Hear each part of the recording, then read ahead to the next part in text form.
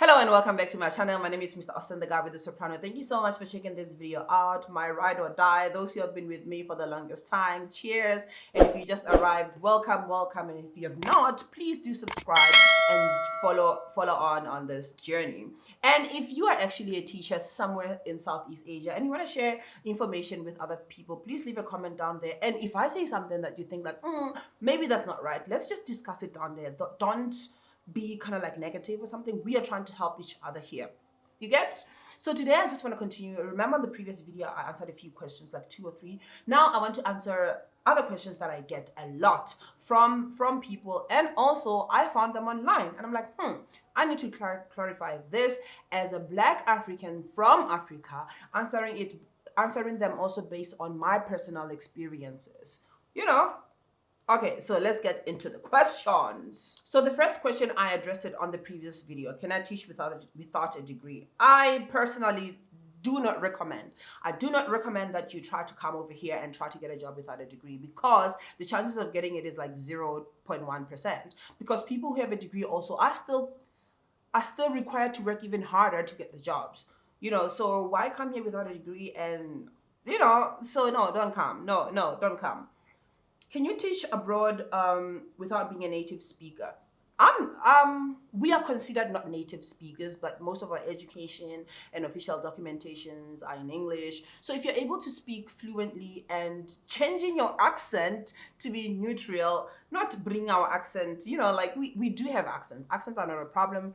Everybody have an accent. We have an African accent. When you speak your language, you have that kind of accent. But trying to come up with a neutral accent will set you apart and make you more and more, what do you call it, employable. Yes, believe it or not, if you're gonna search for jobs, you're gonna see some of the posts saying that with a neutral accent. So work on that. And then can anyone teach abroad? Yes, anyone can teach abroad. As long as you meet the requirements, you can teach abroad. As long as you have your degree, you've got your teaching certificates, everything that they're going to ask from you, and you are able to you're able to provide, yes, you can come and be a teacher. How does teaching English abroad work? Just like you're teaching at home, but a little bit different, I think.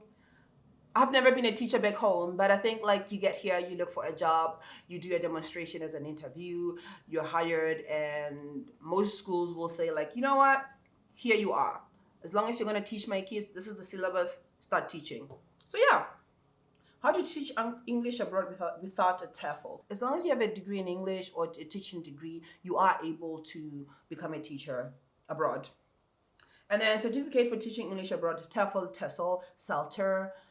Those are the most required here, the most asked for certificates here. Teaching abroad with a master's degree. Yeah, of course you can come and teach abroad with a master's degree. However, I would advise, if somebody tries to become a teacher with a master's degree, the job here is not rewarding for your qualification. Please do a thorough research if you have a master's degree, and if teaching is your passion. That is something that I would advise you to do a lot of research on. If you want me to talk more on this, please just let me know. I'll try to give as much information as I can here, because this industry is kind of like funny.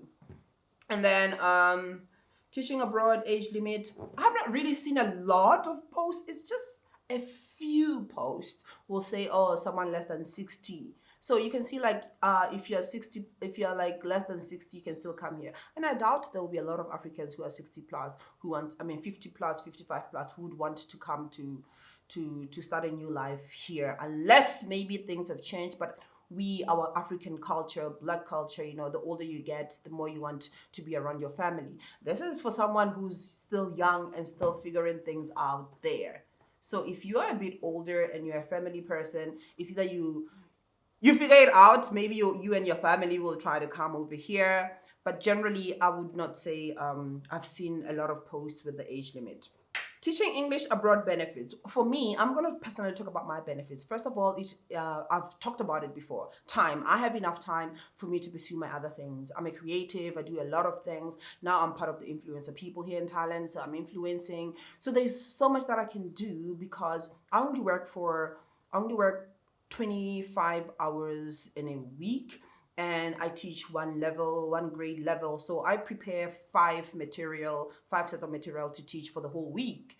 And that's easier for me. So the benefits is like I can also travel. Here in Thailand is like cheaper to travel to other Southeast Asia countries. I've been to different parts of the continent, which I find it as a benefit, is a good thing.